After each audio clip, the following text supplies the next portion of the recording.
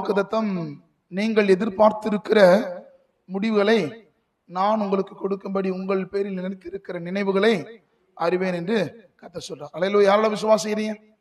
கர்த்தர் நம்முடைய ஜெபங்களை கேட்கிறார், நம்முடைய வார்த்தைகளை கர்த்தர் கேட்கிறார். அல்லேலூயா. நம்முடைய வேதத்தை நம்ம திருப்பிக் கொள்ளலாம். எல்லாருக்கும் ஒரு விதமான ஒரு ஆசை, நான் இருக்கிற இடத்துல, நாங்க வாழ்கிற இடத்துல, இல்ல நாங்க பணி செய்கிற இடத்துல, இல்ல குடும்பத்துல நான் நல்லா இருக்கணும். ரெண்டாவது ஒரு ஜெபம், என் குடும்பங்களும் என் பிள்ளைகளும் பாதுகாக்கப்படணும். இதுதான் பிரதான ஒரு ஜெபம். நான் சொல்றது உங்களுக்கு விளங்க நினைக்கிறேன். இந்த ரெண்டு ஜெபம் தான் ரொம்ப முக்கியமான ஜெபம். ஆண்டவரே, எங்களை என்ன பண்ணுவாங்க, எங்க ஜனத்தின் மத்தியில ஆசீர்வாதமாய் நடத்துங்க. ரெண்டாவது ஒரு காரியம், நாங்க ஆசீர்வாதமா இருப்பதை போல எங்க குடும்பம் எல்லாம் பண்ணணும், பாதுகாக்கப்படணும். இந்த ரெண்டு ஜெபம் தான் பிரதான ஜெபமா இருக்கு. இந்த ரெண்டு ஜெபத்துல எல்லாமே என்ன பண்ணிட்டேன்னு சொன்னா அடங்கி இருக்கும். முதல் ஜெபம் என்ன சொன்னாங்க, நம்முடைய ஆசீர்வாதத்துக்காக, இரண்டாவது நம்முடைய பாதுகாப்புக்காக. இதுதான் எல்லாருமே விரும்பத்தக்கதான ஒரு காரியம். இந்த நாளுடைய தலைப்பு நான் உங்களோட எதோட கூட பேச போக விரும்புகிறேன் சொன்னா, கிருபையும் சமாதானமும். சத்தமா சொல்லுங்க. ஏன்னா இது ரொம்ப கொஞ்சம் பெரிய சப்ஜெக்ட் தான். நான் கர்த்தர் சித்தமானால் நேரத்தை கருதி நான் ரொம்ப கொஞ்சம் சுருக்கமா நான் சொல்ல நான் பிரயாசப்படுகிறேன். ஏன்னா இந்த செய்தி எமன் பாலை கொடுக்கறது என்னுடைய ஏன்னா ஆவியான வேற மாதிரி கொண்டு போயிட்டாரு, அதனால ரொம்ப நேரம் ஆச்சு. இந்த நாள்ல கிருபையும் சமாதானமும் என்ற தலைப்பில தான் உங்களோட நான் பேச விரும்புகிறேன்.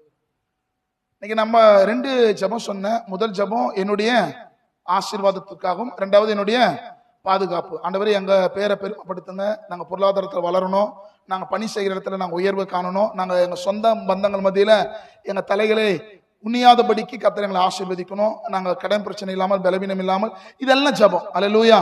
ஒரு விதமான ஜெபம் ஆசீர்வாதத்தை சார்ந்திருக்கும், மற்றொரு ஜெபம் பாதுகாப்பு குறித்து தானே ஜெபமாய் காணப்படும். அல்லேலூயா. சோ நம்ம என்னதான் ஜெபித்தாலும் இந்த ரெண்டு ஜெபத்துல எல்லாமே அடங்கிடும். யாரால இருக்கீங்க? அல்லேலூயா. இந்த நேரத்தில் நானும் நம்ம என் ஆத்துமாவே கர்த்தரை ஸ்தோத்திரி, என் முழுவதுமே பரிசுத்த நாமத்தை ஸ்தோத்திரின்னு சொல்லிட்டு இருப்போம். ஆனா இப்பதான் என்ன பண்றோம், வசனமே. அப்ப நீங்க வெளியேற பற்றவர்கள் ஒரு ஆமீன் சொல்லுங்களேன். நாம என்னெல்லாம் நான் கேட்க கூட நீங்களே சொல்லணும். அல்லேலூயா. நீங்க எவ்வளவுக்கு எவ்வளோ அந்த ஆவியில அந்த பலப்படுகிறீங்களோ அந்த வார்த்தை உங்களை பலப்படுத்தும். இதனால தலைப்பு என்னங்க சொன்னேன், வாயத்தர சொல்ல கிருபையும் கிருபையும். அப்ப நல்லா கவனிக்கணும், நான் என்னை கர்த்தர் ஆசீர்வதிங்கன்னு சொல்றதுனால கர்த்தர் ஒரு பிள்ளையை ஆசீர்வதிக்க முடியாது. எங்க குடும்பத்திற்கு நீங்களை பாதுகாத்துக் கொள்ளுங்க அப்படின்ட்டு நம்ம ஜெபிக்கிறோம், இது ஒரு விதமான நல்லது. ஆனா கிருபைகளே இல்லைன்னு சொன்னா ஆசீர்வாதங்களை பெற்றுக்கொள்ள முடியாது. கிருபை இல்லைன்னா என்ன பண்ண முடியாது, ஆசீர்வாதம் வராது. இரண்டாவது ஒரு காரியம், சமாதானம் இல்லைன்னா பாதுகாப்பு வராது. சமாதானம் இல்லைன்னா பாதுகாப்பு. முதல்ல சொல்ற கிருபை இருந்தா தான் என்ன வருங்க, ஆசீர்வாதம். வாயை திறந்து பேசுங்களேன். இல்ல முடிச்சிட்டுமா, நானு நீங்க இருக்கணும், நான் உங்களுக்காக தான் பேசுறேன், ஆனால் நீங்க இங்க அட்டென்ஷன் இருங்க. அல்லேலூயா. கர்த்தர் நல்லவர். அல்லேலூயா. ஓகே, நான் மீண்டும் சொல்றேன், என்னோட தலைப்பு என்னங்க, கிருபையும் ஆசீர்வாதம். எப்போ ஒரு மனுஷனுக்கு வரணும், பிரதர் நான் 1 லட்சம் ரூபாய் காணிக்க கொடுக்குறேன், நான் பொருத்தனை பண்ணி இந்த காரியத்தை நான் செஞ்சேன், சபைக்காக இந்த காரியங்களை நான் செய்கிறேன், இதெல்லாம் கர்த்தர் பார்க்கிறார், அதற்கேற்ற பலனை உங்க வாழ்க்கையில் கொடுப்பார், நான் மறுக்கல.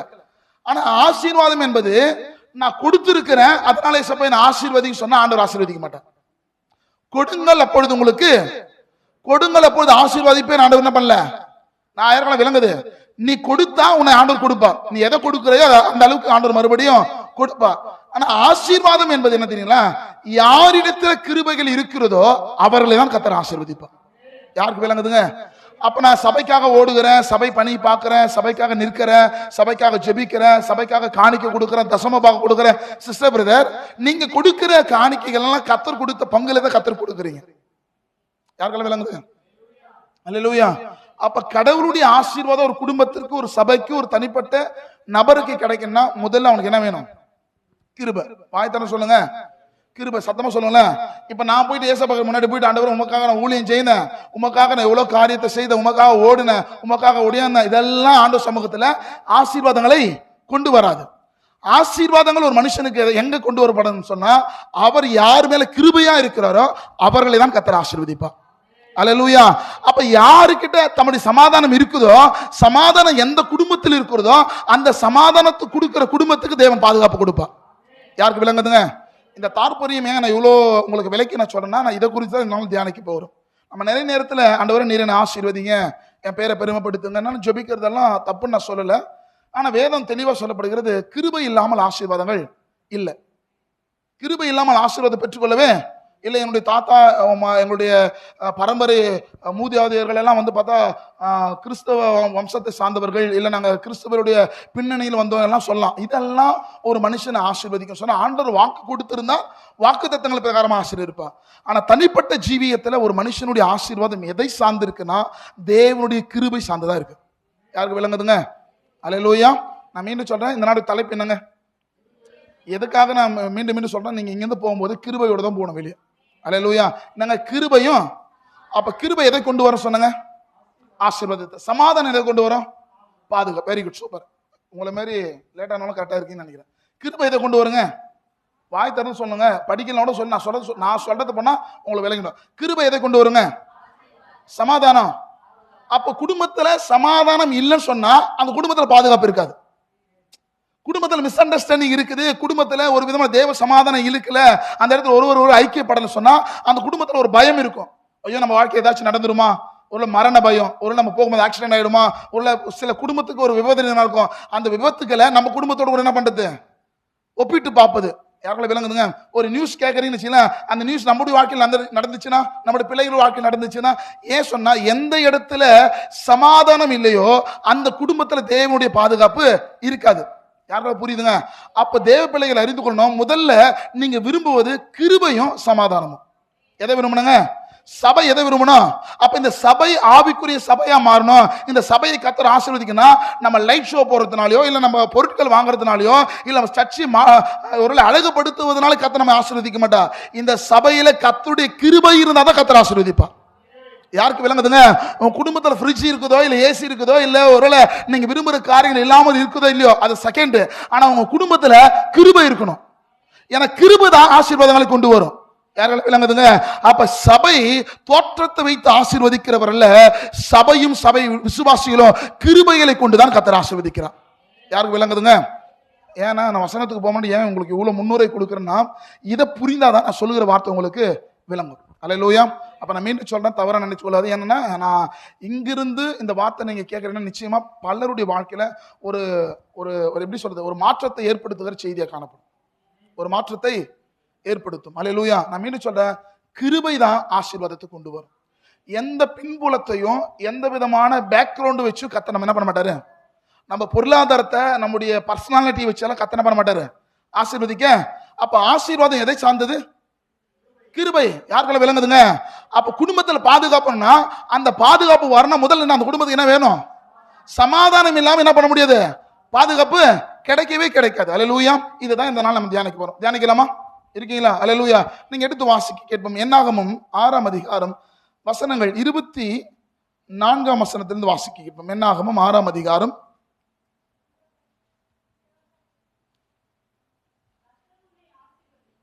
இல்ல அப்ப வசனம் அது 24 23 வாசமா. நீ ஆரோனோடும் அவன் குமாரரோடும் சொல்ல வேண்டியது என்னவென்றால், நீ இஸ்ரவேலின் புத்திரருக்கு ஆசீர்வதிக்கும் பொழுது அவர்களை பார்த்து சொல்ல வேண்டியது என்னவென்றால், கர்த்தர் உன்னை ஆசீர்வதித்து உன்னை காக்க கடவர். எல்லாம் சொல்லுங்க, கர்த்தர் உன்னை ஆசீர்வதித்து உன்னை வாய் தரம் சொல்லுங்களேன். கர்த்தர் உன்னை ஆசீர்வதித்து உன்னை காக்க. வாய் திறந்து 24 வருஷம் வாசிக்கலாமா? கர்த்தர் உன்னை ஆசீர்வதித்து உன்னை காக்க. இந்த வார்த்தை மோசே கிட்ட கர்த்தர் சொல்றாரு. இந்த வார்த்தை இஸ்ரவேல் ஜனங்களை பார்த்து சொல்லுப்பா. என்ன வார்த்தை சொல்லு அண்ணா?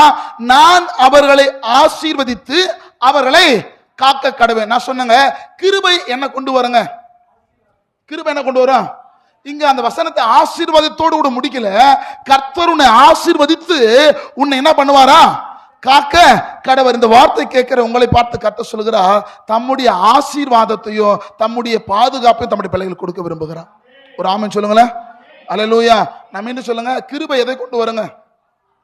ஆசீர்வாதத்தை. சமாதானம் எதை கொண்டு வருங்க? இப்ப ரெண்டுமே இருக்கா? ரெண்டுமே இருக்கா? கிருபை இருந்தா என்ன வந்துடும்? ஆசீர்வாதம். சமாதானம் இருந்தா சரி. இப்போ நான் பேசும்போதெல்லாம் உங்களுக்குள்ள மனசு தோணுதா, அப்ப கிருபையை பெற்றுக்கொள்ள நான் என்ன பண்ணணும்? கேள்வி வருதா? கிருபை இருந்தா என்ன வருங்க? ஆசீர்வாதம் வரும். சமாதானம் இருந்தா அங்க என்ன வரும்? இப்ப கர்த்தர் மோசே கிட்ட சொல்றாரு, என் ஜனத்தை பார்த்து நான் அவர்களை ஆசீர்வதித்து அவர்களை காக்க கடவேன்னு சொன்ன. இப்ப சொல்லிட்டாரு. இப்போ இந்த ஆசீர்வாதத்துக்கு முன்னாடி எது செயல்படணும்? கிருபை. அப்ப அந்த கிருபையை நான் பெற்றுக்கொள்ள நான் என்ன செய்யணும்? யாருக்கெல்லாம் அந்த யோசனை அந்த எண்ணம் வருது? அப்ப கிருபை பெற்றுக்கொள்ள நான் என்ன பண்ணணும்? கிருபை இருந்தாதான் ஆசீர்வாதம். அந்த கிருபை எங்க கிடைக்கும்? என்னதான் ஆண்டவர் அப்படின்னு நம்ம நினைக்கிறோம். ஆண்டவருடைய ஒரு வசனத்தை வாசிங்க. லூக்கா எழுதிய சுவிசேஷம் 1 அதிகாரம் 28 வசனம். லூக்கா எழுதிய சுவிசேஷம் 1 அதிகாரம் 28 வசனத்தை வாசிக்க கேட்போம். கொஞ்சம். அவர் இருந்த வீட்டில் தேவதூதன் பிரவேசித்து என்னங்க அண்ணா மரியாதை பார்த்து தேவன் சொல்றாரு, நீ கிருபை பெற்றதுனாலதான் உனக்குள்ள இயேசு வந்திருக்கிறார். நீ கிருபை பெற்றதுதான் உன்னுடைய ஆசீர்வாதம். அல்லேலூயா. மரியாதை பார்த்து முதல் சொன்ன, நீ ஆசீர்வதிக்கப்பட்டவள் சொல்ல, கிருபை பெற்றவளே நீர் என்றும். அப்ப எங்க ஆசீர்வாதம் எதை சார்ந்து இருக்கிறது சொன்னா, கிருபையை சார்ந்து இருக்கிறது. அல்லேலூயா. ஆசீர்வாதம் எதை சார்ந்து இருக்குங்க சிஸ்டர்? வாயத்தை சொல்லுங்க, எதை சார்ந்து இருக்குங்க? கிருபையை தான் ஆசீர்வாதம் சார்ந்து இருக்கு. வாசிக்கலாமா? 1 தெசலோனிக்கேயர் 5 அதிகாரம் 23 வசனத்தை ஒரு சீக்கிரம் வாசிங்க. 1 தெசலோனிக்கேயர் 5:23 கொஞ்சம் சீக்கிரம் வாசிங்க பார்க்கலாம். சமாதானத்தின் தேவன் தாமே உங்களை, நல்ல கவனிங்க, சமாதானத்தின் தேவன் தான் உங்களை பாதுகாக்கவே முடியும். அது முற்றிலும் பரிசுத்தது. உங்கள் ஆவி, ஆத்மா, சரீரத்தை முழுமையும் பாதுகாப்பது யாருடைய வேலைனா, சமாதானக்காரரா இருக்கிற இயேசு கிறிஸ்துனுடைய வேலையா இருக்கு. அல்லேலூயா. இந்த நாளுடைய தலைப்பு எதை குறித்து கவனிக்கிறேங்க? கிருபையும் வாயத்தை சொல்லுங்க. கிருபையும் சமாதானமும். கிருபை ஒரு மனுஷனுக்குள்ள இருந்தா என்ன வரும்? ஓகே. சமாதானம் ஒரு மனுஷனுக்குள்ள இருந்தா என்ன நடக்கும்? இதை பார்த்து இப்ப நான் கிருபையும் சமாதானத்தை நான் பெற்றுக்கொள்ளணும், நான் என்ன செய்யணும்? அப்ப அந்த கிருபையை நான் எங்க பெற முடியும்? அந்த கிருபை எப்படியெல்லாம் பெற்றுக்கொள்ளலான்ட்டு பவுல் அழகா 7 நிருபத்திலும் அந்த வார்த்தை சொல்லாம அவர் அடுத்த ஸ்டேஜுக்கு போக மாட்டார். நீங்க ரோமருக்கு எழுதிய நிருபம் எடுத்துங்க. ரோமருக்கு எழுதிய நிருபம் நீங்க இப்ப என்ன பண்ணுவோம்னா, அந்த ரோமர்ல இருந்து அடுத்தடுத்த பகுதியை சாப்டரை ஒருத்தர் எடுத்துக்கொள்ளுங்க. 1 அதிகாரம் எல்லாருமே ரோமர், 1 கொரிந்தியர், 2 கொரிந்தியர், கலாத்தியர், எபேசியர், பிலிப்பியர், மொத்தம் 6 இருக்குங்களா? 6. ஓகேங்களா? என்னன்னா ரோமர், 1 கொரிந்தியர், 2 கொரிந்தியர், கலாத்தியர், எபேசியர், பிலிப்பியர். ஓகேங்களா? இப்போ ரோமர் எழுதிய நிருபம் 1 அதிகாரம் 3 வசனம் வாசிங்க. நம்முடைய பிதா பவுல் எல்லா நிருபத்திலும் பவுல் ஒரு வார்த்தை இல்லாம அந்த நிருபத்தை தொடங்குறதே இல்லை. என்ன வார்த்தை சொல்றாரு அப்படின்னு பார்த்தா வாசிக்கலாம். நம்முடைய பிதாவாகிய தேவனாலும் கர்த்தராகிய இயேசு கிறிஸ்துவினாலும் உங்களுக்கு கிருபையும் சமாதானமும் உண்டாகுவதாக. பவுல் சொல்றாரு, உங்களுக்கு கிருபையும் சமாதானமும். இப்போ மோசே இடத்துல கர்த்தர் அன்னைக்கு சொன்னா, இஸ்ரவேல் ஜனங்களை பார்த்து நான் உங்களை ஆசீர்வதித்து உங்களை காக்க கடவேன். அப்ப ஆசீர்வாதம் எதை சார்ந்ததா இருக்கு சொன்னா, கிருபையை சார்ந்ததா இருக்கு. அப்ப எல்லா நிருபத்திலும் பவுல் சொல்றாரு, உங்களுக்கு எது இருக்குதோ இல்லையோ, கர்த்தருடைய கிருபையும் கர்த்தருடைய சமாதானம் இருந்தா அது வாழ்க்கை மாற்றிவிடும். யாருக்கு விளங்குதுங்க? இப்ப ரோமருக்கு 1:3 சொல்லப்பட்டு, அடுத்தது 1 கொரிந்தியர்ல 1:3 வாசிங்க. நம்முடைய பிதாவாகிய தேவனாலும் கர்த்தராகிய இயேசு கிறிஸ்துவினாலும் உங்களுக்கு கிருபையும் சமாதானமும் உண்டாவதாக. 2 கொரிந்தியர் 1:2 வாசிக்கலாம். நம்முடைய பிதாவாகிய தேவனாலும் கர்த்தராகிய இயேசு கிறிஸ்துவினாலும் உங்களுக்கு கிருபையும் அப்ப இந்த ரிப்பீட்டடா இந்த வார்த்தை ஏன் பவுல் சொல்றாருன்னா, பவுல் சபைக்கு சொல்லப்படுகிற காரியம் என்னன்னா, கிருபை இருக்கிற இடத்துல ஆசீர்வாதங்கள் இருக்கும், சமாதானம் இருக்கிற இடத்துல அங்க பாதுகாப்பு இருக்கும். அதனாலதான் மோசே கட்டெடுத்து சொன்னா, நான் அவர்களை ஆசீர்வதித்து அவர்களை காக்க கடவேன். அல்லேலூயா. நீங்க எடுத்து வாசிங்க, கலாத்தியர் 1:3 வாசிங்க. பிதாவாகிய தேவனாலும் நம்முடைய கர்த்தராகிய இயேசு கிறிஸ்துவினாலும் உங்களுக்கு கிருபையும் சமாதானமும் உண்டாவதாக. எபேசியர் 1:2 வாசிங்க. நம்முடைய பிதாவாகிய தேவனாலும் கர்த்தராகிய இயேசு கிறிஸ்துவினாலும் உங்களுக்கு கிருபையும் சமாதானமும் உண்டாவதாக. பிலிப்பியர் 1:2 வாசிங்க. நம்முடைய பிதாவாகிய தேவனாலும் கர்த்தராகிய இயேசு கிறிஸ்துவினாலும் உங்களுக்கு கிருபை. அப்ப பாருங்க, இந்த 6 நிருபத்திலும் பவுல் இந்த வார்த்தை சொல்லாம தன்னுடைய கருத்துக்களை ஆவியான பதிவு பண்ணவே இல்லை. அப்ப இது ரொம்ப முக்கியம் வாய்ந்த ஒரு வார்த்தை. கிருபையும் சமாதானமும் உங்களுக்கு உண்டாவதாக, கிருபையும் சமாதானமும் உங்களுக்கு உண்டாவதாக. யாரிடத்துல கிருபையை கர்த்தர் கொடுக்கிறார்களோ அந்த கிருபை அவளை ஆசீர்வாதத்தை கொண்டு வரும். யாருக்கு தம்முடைய சமாதானத்தை கொடுக்கிறாரோ சமாதானத்தை கொடுக்கிற பிள்ளைகளுக்கு கர்த்தர் பாதுகாப்பா. அதனால தான் மோசே இடத்தில் சொன்னார், கர்த்தர் நான் அவர்களை ஆசீர்வதித்து அவர்களை காக்க கடவேன். ஒரு ஆமென் சொல்லுங்களேன். அப்போ இந்த கிருபையும் சமாதானத்தை பெற்றுக்கொள்ள நான் என்ன செய்யணும்? ஒரு கொஸ்டின் வருதுல. அப்ப இந்த கிருபை நான் எங்க பெற்றுக்கொள்ளுதுன்னா, நீங்க எடுத்து வாசிக்க கேட்கலாம். சங்கீதம் 55 சங்கீதத்துல 51 சங்கீதத்துல 11 வசனத்தை வாசிங்க சிஸ்டர். அதுக்கு முன்னாடி இந்த கிருபை எப்படி நான் பெற்றுக்கொள்ளணும் அதை நான் தெரிஞ்சுக்கணும்ல. அது என்னாகமத்துல நீங்க அங்க இருங்க. என்னாகமம் 6 அதிகாரத்துல 25 26 வசனம் வாசிங்க. என்ன? கர்த்தர் தம்முடைய முகத்தை உன்மேல் பிரகாசிக்க பண்ணி என்ன பண்ணுவாரு? கிருபை வந்துச்சா? இருக்கா? 25 தானே இருக்கு. மீண்டும் ஒரு விஷயம் எல்லாம் வாய் திறந்து வாசிப்பாங்க. 25 6 25 கர்த்தர் எல்லாம் சேர்ந்து வாசி. கர்த்தர் தம்முடைய முகத்தை உன்மேல் பிரகாசித்து உன்மேல் கிருபையா இருக்க. 26 வாசிங்க. கர்த்தர் தம்முடைய முகத்தை உன்மேல் பிரசன்னமாக்கி உமக்கு சமாதானத்தை. அப்ப அங்க ரெண்டும் வந்துதா? 25 26 வருது. கிருபையும் வருது. அப்ப கிருபை வர்றதுக்கு என்ன தேவைப்படுது? அவருடைய முகம் தேவைப்படுது. சமாதானம் வர அவருடைய முகம் தேவைப்படுது. யாருக்களை விளங்குதுங்க? 25 வசனத்துல மீண்டும் ஒரு விஷயம் வாசிப்பாங்க. இப்ப வாசிங்க. கர்த்தர் தம்முடைய முகத்தை, யார் மேல கர்த்தர் தம்முடைய முகத்தை பிரகாசிக்க பண்ணுகிறாரோ அவருடைய வாழ்க்கையில கிருபைகள் சூழ்ந்து கொள்ளும். யார் மேல் கர்த்தருடைய பிரசன்னத்தை அவர் சுட்டரிக்கிறாரோ அவர்களுக்கு சமாதானத்தை கர்த்தர் கொடுப்பா. அல்லேலூயா. அப்ப கிருபைகளை பெற்றுக்கொள்ள நான் என்ன செய்யணும்னா, அவர் முகம் என் மேல் உதிக்கப்பட வேண்டும். புரிஞ்சவங்க ஆமென் சொல்லுங்களேன். அல்லேலூயா. வாசிங்க 25 வாசிங்க. எல்லாரும் வாசிங்க. எல்லாம் வாய்த்திர சிஸ்டர். கர்த்தர் தம்முடைய முகத்தை யார் மேல பிரகாசம் பண்ணுவாரு?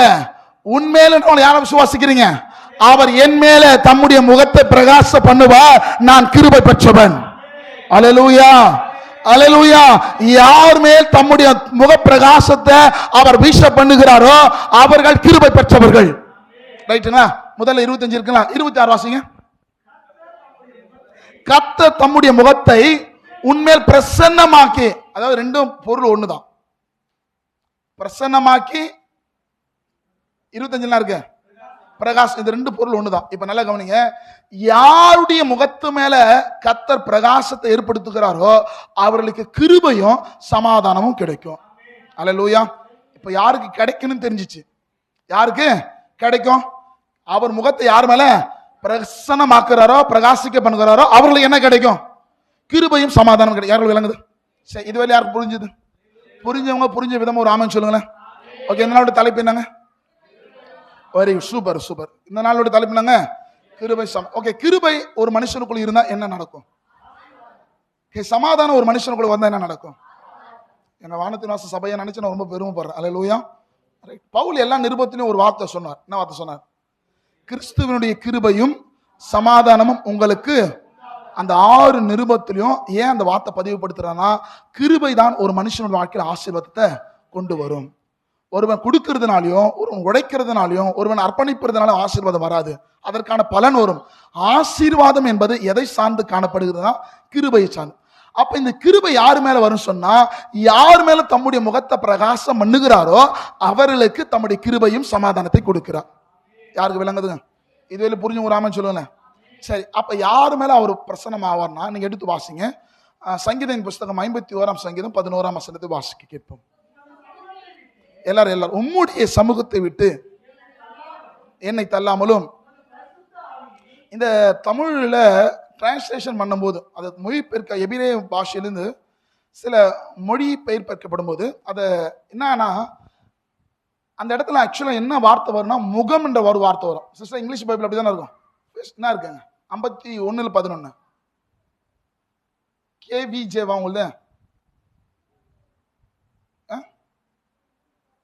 55 51 11. சங்கீதம் 51 11 என்ன இருக்கு?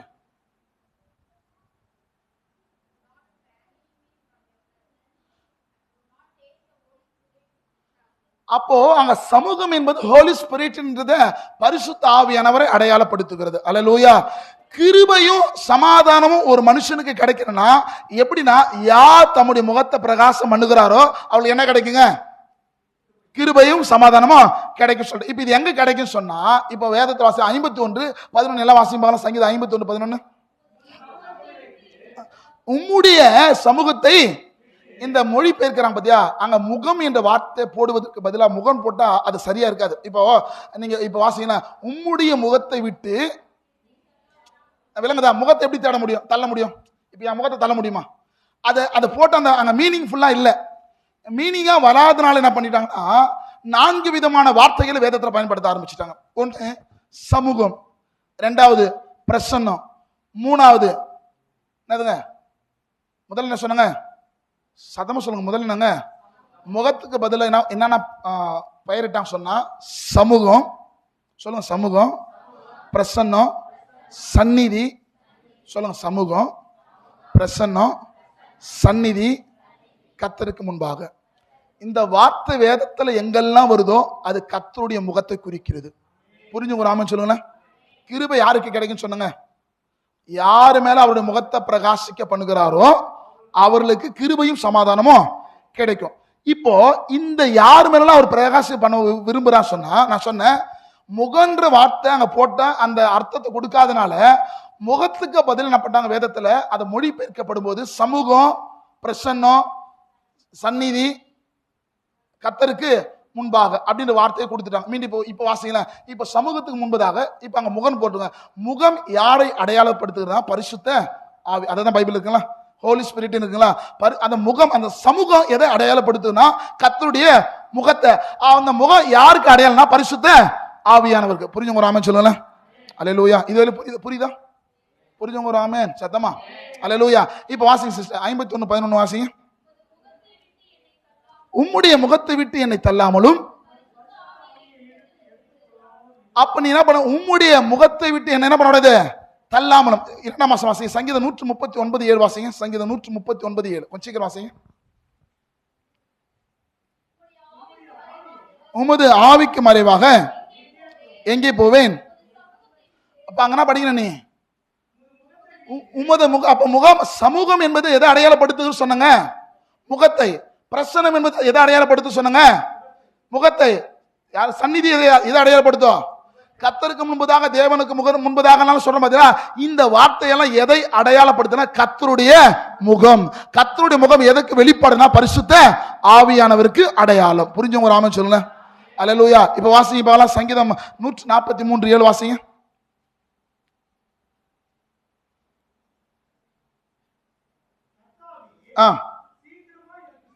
சீக்கிரமா எனக்கு செவி கொடும், என் ஆவி தொய்ந்து போகிறது. இங்க என்ன கொடுத்துட்டாங்க? உம்முடைய முகத்தை. அதாவது எந்த இடத்துல முகம் கொடுத்தா அந்த அந்த பதம் வருதோ அந்த இடத்துல முகம் கொடுத்தாங்க.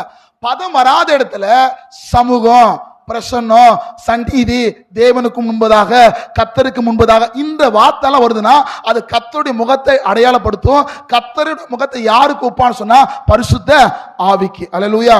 இப்ப கடைசி வாசிங்க. எசேக்கியேல் 39:29 வாசிங்க. எசேக்கியேல் 39:29 கொஞ்சம் சீக்கிரம் வாசிங்க.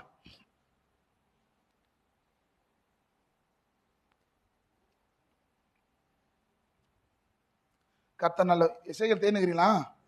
39:29 நான் இஸ்ரவேலின் வம்சத்தாராகிய என் ஆவியை ஊற்றுவேன். என்னங்க? என்னுடைய முகத்தை நீ அவர்களுக்கு மறைக்க மாட்டேன் என்று. அல்லேலூயா. அவருடைய முகத்தை என்ன பண்ண மாட்டார்? தன்னுடைய பிள்ளைகளுக்கு மறைக்கவே மாட்டார். அல்லேலூயா. எடுத்து வாசிங்க. 2 கொரிந்தியர் 3:18 வாசிங்க. 2 கொரிந்தியர் 3:18.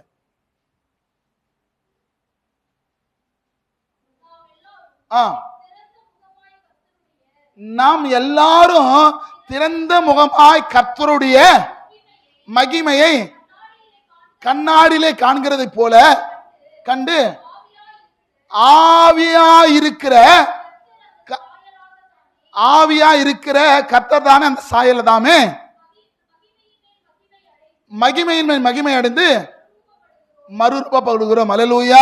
அப்ப யாரு மேல தம்முடைய முகத்தை அவர் துணிக்க பண்ணுவார் என்று சொன்னா, அல்லேலூயா, அவர் சமூகத்தில் இருக்கிறவங்க, அவருடைய பிரசன்னத்தில் இருக்கிறவங்க, யார்களை விளங்குதுங்க, அவருடைய சந்நிதியில் இருக்கிறவங்க, கர்த்தருக்கு முன்பதாக தம்முடைய காரியங்களை செய்கிறவங்க, எல்லார் இடத்திலும் தம்முடைய முக பிரகாசத்தை அவர்கள் மேல் துணிக்க பண்ணுவார். அல்லேலூயா. சரி, இங்க நான் எங்க ஆர்டர்ல நிக்கிறேன், ஃபுல் ஃபீட் மேல நிக்கிறேன். இப்போ இங்க பிரைட்டா இருக்குதா இல்ல ரொம்ப டல்லா இருக்கா? உண்மையை சொல்லுங்க, நான் என்ன சொல்லாதீங்க. இந்த இடம் எப்படி இருக்கு? எப்படி இருக்குங்க? அப்படியே பிரைட்டா கொஞ்சமா டேவிட் உடைய இங்க இப்போ எப்படி இருக்கு? எப்படிங்க இருக்கு? இந்த லைட் மேலே லைட் ஆஃப் பண்ண முடியும். சரி விட, லைட் மட்டும் ஆஃப் பண்ணு, எல்லாத்தையும் ஆஃப் பண்ணிடுது. மேலே இப்போ எப்படி இருக்குது? டல்லாக இப்போ போடுப்பா. போட்டியா? எரியுது இல்லையா? சரி, இப்ப பிரகாசிப்பது நானா இல்ல இந்த ஒளியா? ஒளியா? ஒளியால நான் பிரகாசமா இருக்கிறேன். எனக்குள்ள இருக்கிற ஒளி அல்ல, என்னை வெளிப்படுத்துகிற ஆவியால நான் என்ன பண்றேன்? போதப்பா. அல்லேலூயா. நல்ல கவனிங்க. இப்ப நாலு அழகு, நாலு பிரைட், என்ன பிரைட் ஆக்குறது என் மேல இருக்கிற ஆவியான. அப்ப அவர் சமூகத்துல யாரெல்லாம் போய் பிரசன்னத்துல காத்து இருக்கிறாங்களோ அவருடைய பிள்ளைகளுக்கு தம்முடைய கிருபையும் தம்முடைய சமாதானத்தையும் கர்த்தர் கொடுக்கிறார். யாருக்கு இது விளங்குதுங்க? அல்ல, நான் மீண்டும் சொன்னேன், பிரசன்னம், சமூகம், சந்நிதி, கர்த்தருக்கு முன்பதாக, தேவனுக்கு முன்பதாக என்பதுக்கு என்ன பொருளுங்க? கர்த்தருடைய முகம். முகம் எதை அடையாளப்படுத்துகிறது? இப்ப உங்களுக்கு விளங்க பாருங்க. இப்ப எடுத்து வாசிங்க. ஆதியாகமம் 3ஆம் அதிகாரம் 8ஆம் வசனம் வாசிங்க. ஆதியாகமம் 3:8. கொஞ்சம் வாசிங்க. பகலிலே குளிர்ச்சியான வேளையிலே தேவனுடைய கர்த்தருடைய சத்தத்தை கேட்டார்கள். அப்பொழுது ஆதாமும் அவனுடைய மனைவியும் என்னதுங்க, தேவனுடைய முகத்திலிருந்து விலக்கப்பட்டவர்கள். ஒரு ஆமென் சொல்லுங்களேன். நான் சொன்ன முகம் என்பது எதை அடையாளப்படுத்துகிறது? சமூகம், பிரசன்னம், சந்நிதி, கர்த்தருக்கு முன்பதாக, தேவனுக்கு முன்பதாக. இப்போ ஆதாமும் ஏவாளும் எதிலிருந்து விருகுறாங்க?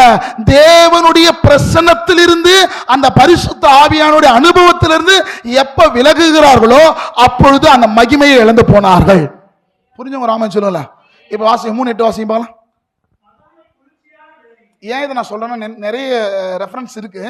நீங்க இதுக்கப்புறம் வேதத்தை வாசிக்கும் போது உங்களுக்கு எது ஞாபகம், அப்ப அந்த வார்த்தை வரும்போது அந்த இடத்துல ஆவியானவர் இருக்கிறார் என்பதை அறிந்து கொள்ளணும். வாசிங்க பார்க்கலாம்.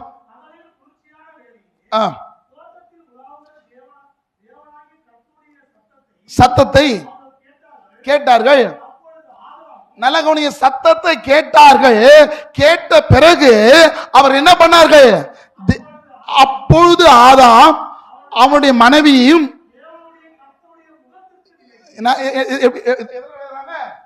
கர்த்தருடைய சந்நிதி எதை அடையாளப்படுத்துகிறது?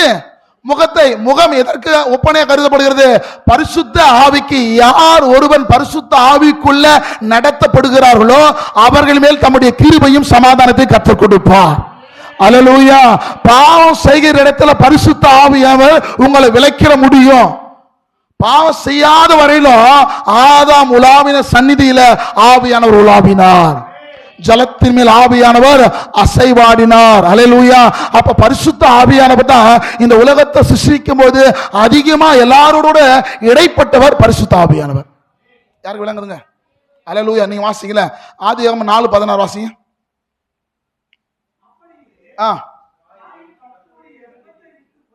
என்ன இருக்குங்க வசனம்? அதுல நான் சொன்ன சந்நிதி எதை குறிக்கிறதுங்க?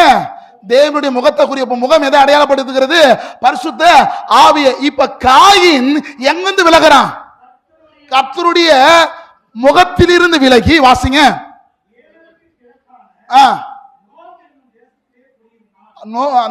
எந்த தேசங்க? சத்தமா சொல்லுங்க. அந்த நோத் என்பதுக்கு என்ன பொருள் அப்படின்னு சொன்னா, மனம், அதாவது மனம் போல் வாழ்வு, அதாவது தான் பிடிச்ச மாதிரி வாழ்க்கை வாழ்றது தான் அந்த பேர். அது நோத். நோத்து போல இருக்கிற வாழ்வில் பரிசுத்த ஆவியும் இடைப்பட முடியாது. யாருக்கெல்லாம் விளங்குதுங்க? யாருக்கெல்லாம் புரியுதுங்க? அல்லேலூயா. எப்போ காயின் விளங்குறான்னா, சந்நிதி விட்டு புறப்புற, சந்நிதியில் இருந்தாதான் கிருபையும் சமாதானமும். யாருக்கு விளங்குதுங்க? இப்ப காயின் எதை இழக்கிறான்? ஆசீர்வாதத்தை இழக்கிறான். சமாதானத்தை இழுத்ததுனால தான் காயின் ஆபேலை கொலை செய்யறான். யாருக்கு புரியுது?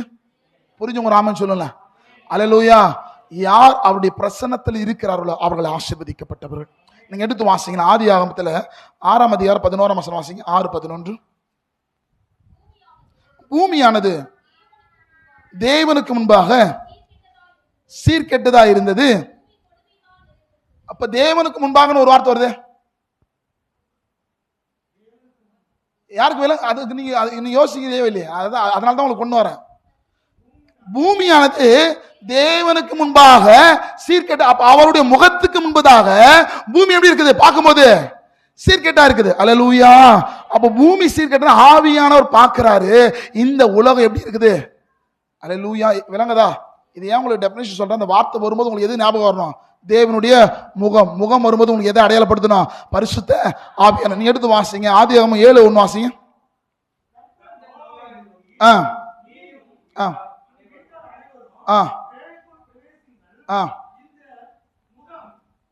இந்த சந்நிதியில் இந்த முகம் எனக்கு முன்பாக நீதிமானாக.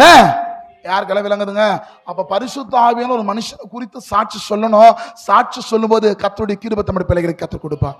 விளங்கி கொண்டவர்கள் அல்லேலூயா. எடுத்து வாசிங்க ஆதியாகமம் 10:9 வாசிங்க. எனக்கு நேரம் இல்லை, ரொம்ப நான் சுருக்கமா சொல்றேன். கர்த்தர் உதவி செய்வார். சோத்திரம்.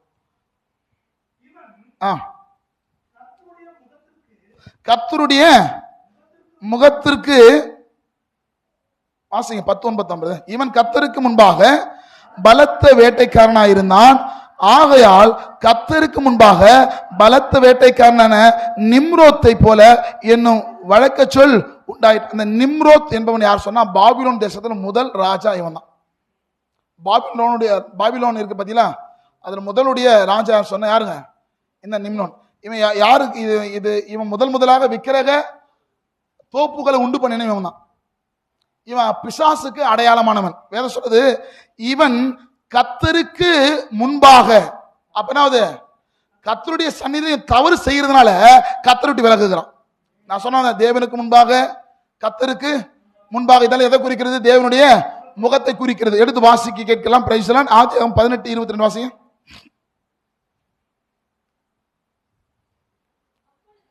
அப்பொழுது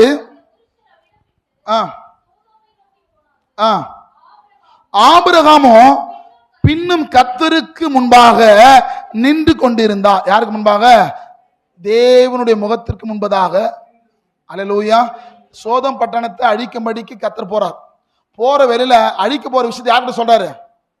ஆபிரகாம் கிட்ட கர்த்தர் சொல்றாரு. சொல்லும் போது ஆபிரகாம் கேட்கிறார், ஒருத்த பாவியா இருக்கிறான், ஒருத்த நீதிமானா இருக்கிறான், ஒரு பாவி நிமித்தம் என்ன பண்ணுவீங்களா? தேசத்தை அழிப்பீர்களான்னு கேட்கும்போது என்ன பண்ணாரு? அந்த அழிவில் இருந்து என்ன பண்ண கர்த்தர் மனம் வருவார். நான் என்ன சொல்ல வரேன்னா, கர்த்தர் உங்களோடு கூட இருந்தா வரப்போகிற அழிவை கூட கர்த்தர் உனக்கு போதிப்பா. இப்ப போறவர் முன்னாடி என்ன பண்றாரு? ஆபிரகாம் கிட்ட சொல்லிட்டு போறார். யாரால விளங்குதுங்க? அது என்ன வார்த்தை? அப்பொழுது அந்த புருஷர் அவ்விட்டம் விட்டு சோதம் நோக்கி போனார்கள். ஆபிரகாமோ பின்னும் என்னங்க கர்த்தருடைய முகத்திற்கு முன்பாக நின்று கொண்டிருந்தான். யார் அவருக்கு முன்பதாக நின்று கொண்டிருக்கிறார்களோ அவர்களுக்கு தம்முடைய முகப்பிரகாசத்தை கர்த்தர் கொடுப்பார். அப்ப தம்முடைய முகப்பிரகாசம் வருவதன் நோக்கம் கிருபை கொடுப்பதற்காகவும் சமாதானத்தை கொடுப்பதற்காகவும். யாரால விளங்குதுங்க? அல்லேலூயா.